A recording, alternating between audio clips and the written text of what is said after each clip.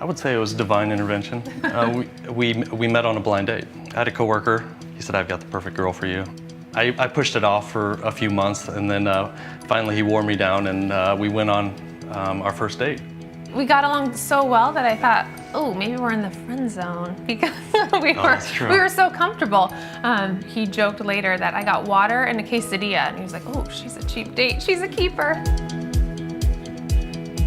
I was always part of a small group through Scottsdale Bible, actually, from junior high all through high school, college. It was so instrumental. That is probably the key thing to, I would say, my faith, is having a leader, other girls that had a discipleship group together. The 3 girls that I met in my junior high discipleship group were in our wedding and are still my best friends to this day. I was always pushing him, like, we need to get in a small group once we get married. I started praying for God to bring some new couples into our life that we could start a small group with. We literally just prayed, and God brought strangers into our lives that we invited to our home one night. The first time you're approaching a new group, it can be awkward, no question about it. But once I started getting real with the people in my group, they started to reciprocate that trust and just that honesty about their struggles. Michelle and I went into our marriage with the best intentions. We're never gonna discuss divorce. Actually, we called it the D word. We weren't gonna bring it up. Then life happens, and you hit seasons in your marriage where things get really challenging.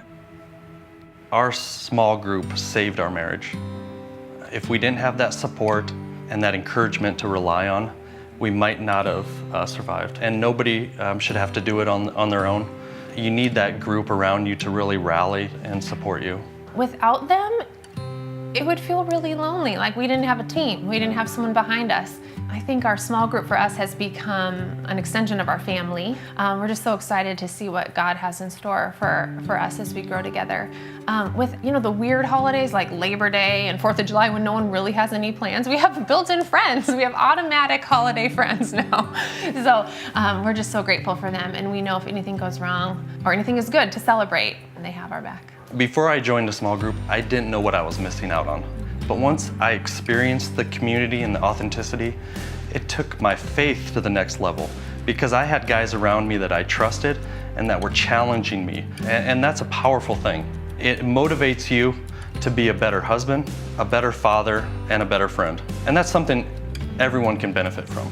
One of the couples in our group just started going to Scottsdale Bible about 18 months ago. They've moved quite a bit with work, and they were invited to our small group. And after the first time, they said they were at church on Sunday, and for the first time, they didn't feel like guests. If you're reluctant to join a small group, give it a shot. It's a life-changing experience. It's going to encourage you in ways that you never thought possible.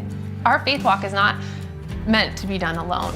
This side of heaven, we're supposed to be in community, not in isolation.